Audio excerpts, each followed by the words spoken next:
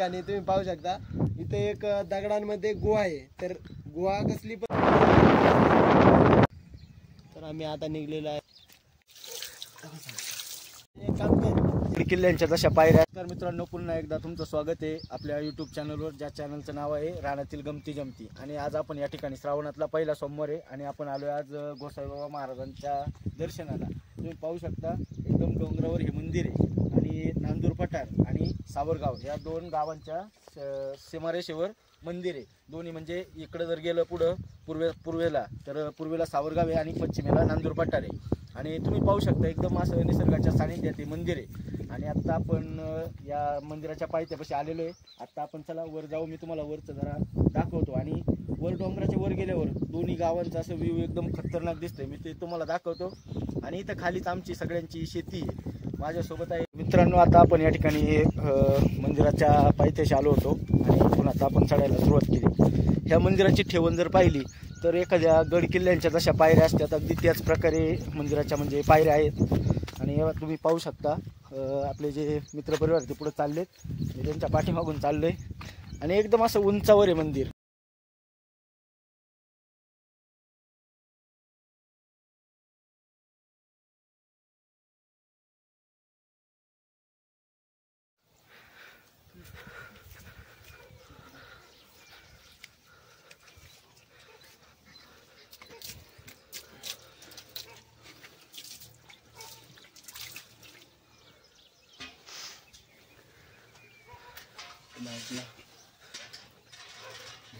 आलेलो आहे तर आता आम्ही या ठिकाणी गोसाईबाबा महाराजांची पूजा करणार आहे। तर आता हे माझ्या हातामध्ये जे आहे हे चंदनाचं लाकूड आहे आणि हा खाली आहे तो दगड आहे। तर हे ओरिजिनल चंदन लावणार देवाला, हे जे चंदन उगाळत आहे ते ओरिजिनल चंदन होणार आहे। कारण याला खूप म्हणजे खूप वेळ फिरवायला लागतं, तेव्हा कुठेतरी देवाला लावण्यासाठी गंध तयार होतो चंदनाचा।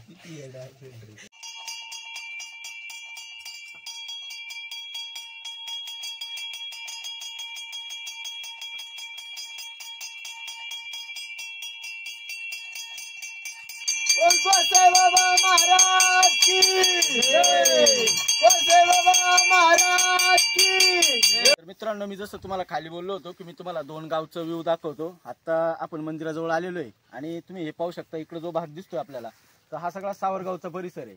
आणि आता निसर्ग पावसाळा आहे त्याच्यामुळे निसर्ग एकदम असा हिरवागार झालेला आहे। तुम्ही पाहू शकता या ठिकाणी एकदम असा सुंदर असा निसर्ग आपल्याला दिसतोय आणि हा संपूर्ण परिसर सावरगाव म्हणजे आपल्या बाजूच्याच गावचा आहे। तर पहा तुम्ही किती मस्त नजारा आहे, एकदम असा भारी दिसतोय सगळं परिसर कसा एकदम असा छान खुल्ला आहे। आणि आता हा आता मी तुम्हाला इकडं नांदूर पठारचा परिसर दाखवतो। तुम्ही पाहू शकता नांदूर पठारचा परिसर सुद्धा एकदम असा भारी वाटतोय आणि या मंदिराजवळून आहे ना दोन्ही गावचा परिसर एकदम असा छान दिसतोय। तर पहा हे आमचा आगार आहे, ही इथं आमची सगळी म्हणजे नांदूरची जास्तीत जास्त शेती इथं आग्रात आहे आणि हा सगळ्यात बागायती पट्टा आहे। म्हणजे वर्षात दुसऱ्यांदा जे पीक येतं पाण्याचं ते इथं तुम्ही पाहू शकता। नांदूरचं सुद्धा दृश्य एकदम असं नजारा भारी वाटतोय। ठिकाणी तुम्ही पाहू शकता इथे एक दगडांमध्ये गुहा आहे। तर गुहा कसली पण एक मुलांचा लहानपणीचा खेळ असायचा, तर आम्हाला लहानपणीचा या ठिकाणी एक किस्सा आठवलेला आहे। तर तुम्हाला मी तो सांगतो किंवा ती जागा पण दाखवतो तुम्हाला। तर लहानपणी आम्ही या ठिकाणी खाली उतरायचो, तर आताची मुलं कोण पण उतरत नाही, ते कोणच उतरत नाही कारण की घाबरतात सगळे। आम्ही बिंदास या ठिकाणी उतरायचो। तर तुम्ही पहा तेवढं मी कॅमेऱ्याच्या सहाय्याने तुम्हाला दाखवण्याचा प्रयत्न करतोय। या ठिकाणावर आम्ही खाली उतरायचं या गुहेमध्ये आणि या ठिकाणी आतमध्ये जाऊन डावीकडल्या साईडला येऊन या ठिकाणी आम्ही बाहेर निघायचो। तर तुम्ही तो व्ह्यू पाहू शकता, कारण आता आम्ही खूप मोठे झालेलो आहे त्यामुळे आम्ही आता या ठिकाणी उतरू शकत नाही किंवा उतरलो पण असतो आम्ही या ठिकाणी आम्ही बाहेर निघायचो।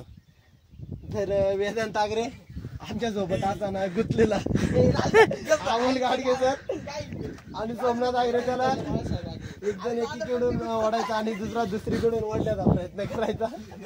एक नंबर किस्सा होता तो. एक नंबरचा किस्सा आलेला. तुम्ही वेदांत आगरे पाकाचा लास्ट आता तो किस्सा जुनी गोष्ट आठवली म्हणून तुम्हाला सांगण्याचा प्रयत्न केलेला आहे. तो एवढा जाम गुतला होता निघत नव्हता. असा सुंदर निसर्ग पाहून आम्हाला पण वाटलं का एक रील काढावी आणि मग आम्ही सर्व मित्रांनी मिळून शूट केली ती.